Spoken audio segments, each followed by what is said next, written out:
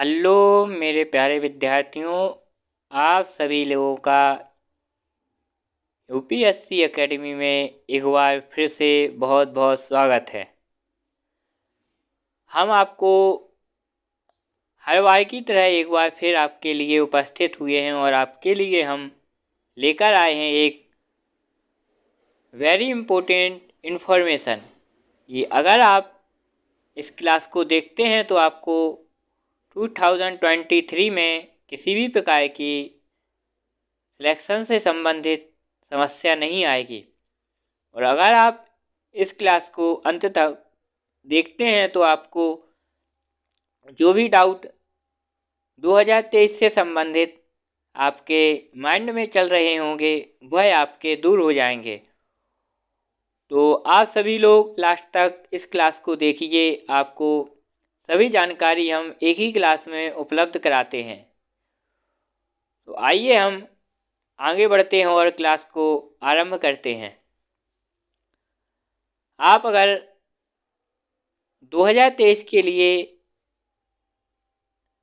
Selection के रूप में पढ़ रहे हैं तो आपको कुछ बातों का ध्यान रखना होगा और इन बातों को आपको विशेष तौर पर ध्यान रख के अपनी पढ़ाई पर नियम पूर्वक अध्ययन करना होगा। तो आइए हम आपको बताते हैं कि आपको इन 4 विषयों पर विशेष तौर पर ध्यान देना होगा। पहला हमारा है हिस्ट्री और दूसरा है हमारा जियोग्राफी और तीसरा है पॉलिटिकल साइंस और चौथा है इकोनॉमिक। अगर आप 2023 का लक्ष्य निर्धारित किए हुए हैं तो आपको सबसे पहले इन सब्जेक्टों को कवर करना पड़ेगा। क्या इन सब्जेक्टों को कवर करना पड़ेगा? क्योंकि यूपीएससी प्रीलिम्स में 2023 में जो हम आपको बताने जा रहे हैं 4 सब्जेक्ट, इनमें कम से कम 55 से 60% आने की संभावना है। यानी कि 55 से 60% आने की संभावना सिर्फ इन्हीं 4 सब्जेक्टों से है। तो कृपया करके आप इन 4 सब्जेक्टों को समझने और कवर करने का प्रयास करेंगे। जो हम आपको बताने जा रहे हैं इन पर आप विशेष ध्यान दें। पहला हमारा हिस्ट्री है। क्या है? पहला हमारा हिस्ट्री है। तो हिस्ट्री में करीबन मान के चलिए 15 से 18% आने की इस साल संभावना है। तो कृपया करके हिस्ट्री को आप बहुत ही अच्छे तरीके से कवर करेंगे। क्या? बहुत ही अच्छे तरीके से कवर करेंगे। जो हिस्ट्री के 4 पार्ट हैं, एशियंट हिस्ट्री और मिडवल हिस्ट्री और मॉडर्न हिस्ट्री और प्लस इसमें आर्ट एंड कल्चर को जोड़ दिया जाता है। तो यहाँ से करीबन 15 से 18% पूछे जाने की इस साल संभावना है। तो कृपया करके आप इन हिस्ट्री के चारों विषयों को कवर करेंगे और इसमें किसी भी प्रकार के कमी का प्रयोग नहीं करेंगे। आपको इसको अच्छे से कवर करना ही होगा। और दूसरा हमारा सब्जेक्ट है जियोग्राफी, जिसमें हमारा Indian geography plus world geography आता है। तो इसमें कम से कम 14 से 18% इस साल पूछने की संभावना बनती है, क्योंकि पिछली साल भी इसमें 15 से 16% पूछे गए थे। तो इस साल भी आपको कम से कम 14 से 18% पूछे जा सकते हैं। तो आप विशेष तौर पर इस विषय में किसी भी प्रकार की कमी का प्रयोग नहीं करेंगे और आप इस विषय को कवर करेंगे। फिर हमारा तीसरा विषय आता है पॉलिटिकल साइंस, यानी कि राजनीति विज्ञान। तो आप इसको कवर करेंगे। जो हमने आपको पॉलिटिकल साइंस में लक्ष्मीकांत की किताब बताई है, आप इसको पूरा अध्ययन करेंगे और इसमें किसी भी प्रकार की आप चैप्टर छोड़ने का प्रयास नहीं करेंगे।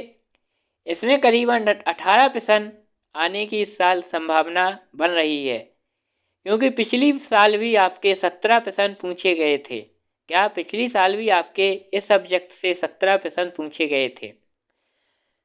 इसमें आप फिर चौथा सब्जेक्ट देखते हैं, आपको दिख रहा है इकोनॉमिक, जो आप रमेश सिंह से कवर करेंगे। क्या? आप रमेश सिंह से कवर करेंगे। तो यहाँ भी आपकी लगभग 15% पूछे जाने की संभावना है।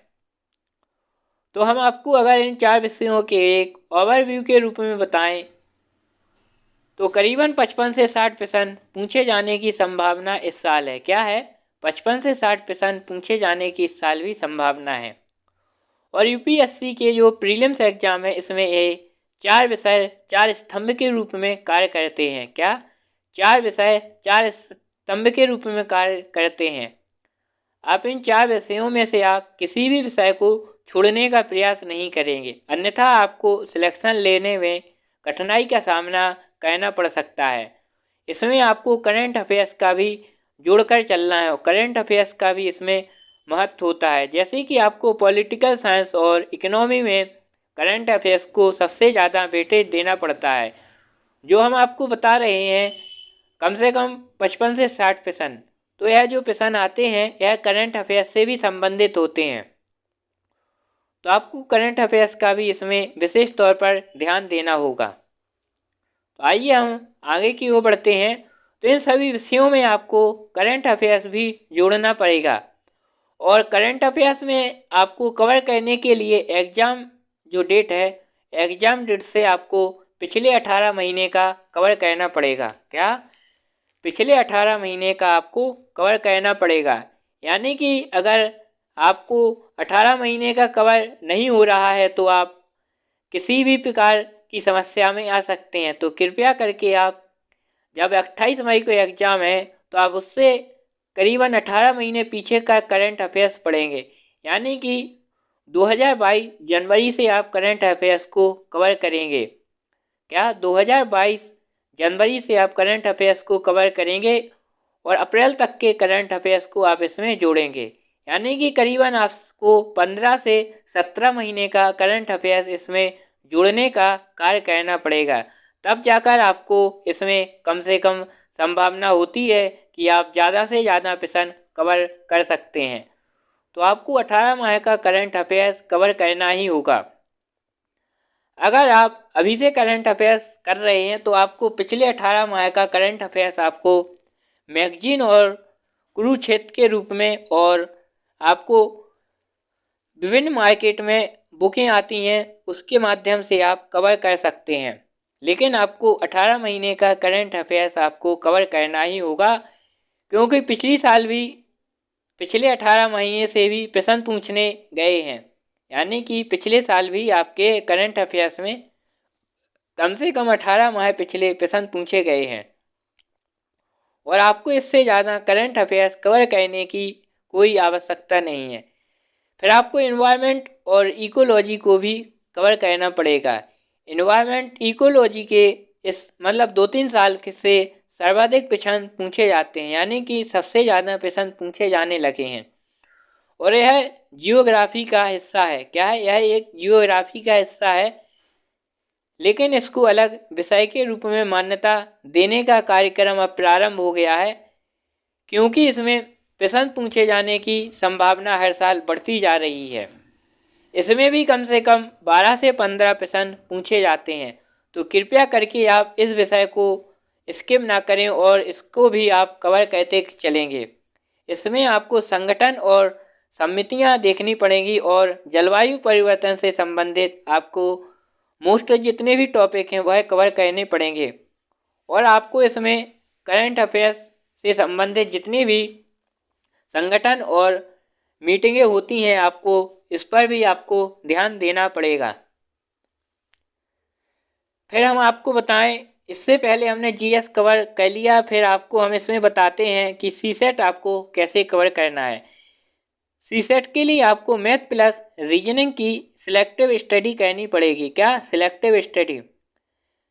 रीजनिंग के सभी चैप्टर को कवर करना पड़ेगा और मैथ के लिए आपको कुछ सिलेक्टिव चैप्टर आपको कवर करने पड़ेंगे, जैसे कि आपको परसेंटेज हुआ, प्रॉफिट लॉस हुआ और पाइप एंड टंकी हुई और बोट एंड स्टीम हुए, ट्रेन से संबंधित हुए और वर्किंग टाइम और ट्रेन से संबंधित जितने भी प्रश्न हैं वह आपको कवर करने पड़ेंगे। अगर आप मैथ के कुछ सिलेक्टिव टॉपिक करना चाहते हैं तो 8 से 10 टॉपिक हैं जो आपको करीबन मैथ में जो 28 प्रश्न पूछे जाते हैं, 25 से 28 प्रश्न पूछे जाते हैं, आप 15 से 20 प्रश्न करने की संभावना में आ जाएंगे। तो आप केवल 10 या 12 चैप्टर ही कवर करेंगे, इससे ज़्यादा आपको कवर करने की कोई आवश्यकता नहीं है। और आप इसमें अर्थमेटिक को ही कवर करेंगे, एडवांस मैथ को आप किसी भी तरीके से कवर नहीं करेंगे। अगर आप मैथ के कुछ ज़्यादा ही विशेष संबंधित जानकारी रखते हैं तो आप क्षेत्रफल और आयतन जैसे चैप्टर को कवर कर सकते हैं एडवांस मैथ के रूप में। तो आपको इन चीज़ों का विशेष ध्यान देना होगा सी सेट के लिए। और आपको सी सेट की जो प्रैक्टिस सेट है वह आपको अवश्य लगाने पड़ेंगे। सी सेट के लिए आपको प्रैक्टिस सेट और प्रीवियस ईयर के क्वेश्चन पेपर को देखना पड़ेगा। और जीएस के लिए भी आपको टेस्ट सीरीज या मोस्ट जो एमसीक्यू होते हैं वह आपको कवर करने पड़ेंगे। क्योंकि अगर आप टेस्ट सीरीज नहीं लगाएंगे और प्रैक्टिस सेट नहीं लगाएंगे तो आपको एग्ज़ाम हॉल में जो पेपर दिया जाता है उसका अनुभव आप प्राप्त नहीं कर पाएंगे। तो कृपया करके आप सभी लोग टेस्ट सीरीज अवश्य लगाएं, जिससे आपके जो प्रश्न पत्र हैं उसको आपको समझने का प्रयास आसानी से हो जाएगा और आपको समझ में आएगा कि एग्ज़ाम हॉल में कैसे प्रश्न पूछे जाने की संभावना है। जो आपको प्रैक्टिस सेट और मॉक टेस्ट लगाना है वो एग्ज़ाम के 2 महीने पहले से आपको लगाने का प्रयास करना पड़ेगा। कम से कम एटलीस्ट कम से कम हफ्ते में 2 टेस्ट लगाने का प्रयास अवश्य करें, जीएस और सी सेट का। क्योंकि आप अगर डेली यानी कि हफ्ते में 2 प्रैक्टिस सेट लगाते हैं तो आपके इसमें समय का जो समस्याएं एग्ज़ाम में आती हैं वो नहीं आएंगी। तो आपको कम से कम इतना अनुभव हो जाएगा कि एग्ज़ाम हमको कैसे हल करना है और हमें एग्ज़ाम हॉल में टाइम कैसे मैनेजमेंट करना है। क्योंकि सबसे बड़ी समस्या टाइम मैनेजमेंट की होती है और वहाँ पर समय आपको सिर्फ 2 ही घंटे का दिया जाता है। तो कृपया करके एग्ज़ाम से पहले आप कुछ बातों का ध्यान रखेंगे कि आप जो प्रैक्टिस सेट लगा रहे हैं वो करीबन 110 मिनट में कंप्लीट करें। क्योंकि वहाँ पर आपको 120 मिनट का समय दिया जाएगा तो आप कम से कम 110 मिनट में कवर करेंगे। आपको समय का विशेष ध्यान देना पड़ेगा यहाँ पर। तो यहाँ पर हमारी आज की चर्चा समाप्त हुई। आप इन कुछ बातों का विशेष ध्यान रखेंगे और आपको इन्हीं चीज़ों के आधार पर 2023 के लिए तैयारी का जो नियम पूर्वक कर रहे हैं उस पर ध्यान देते चलें। तो आप हमारे चैनल को लाइक शेयर और सब्सक्राइब अवश्य करते चलें।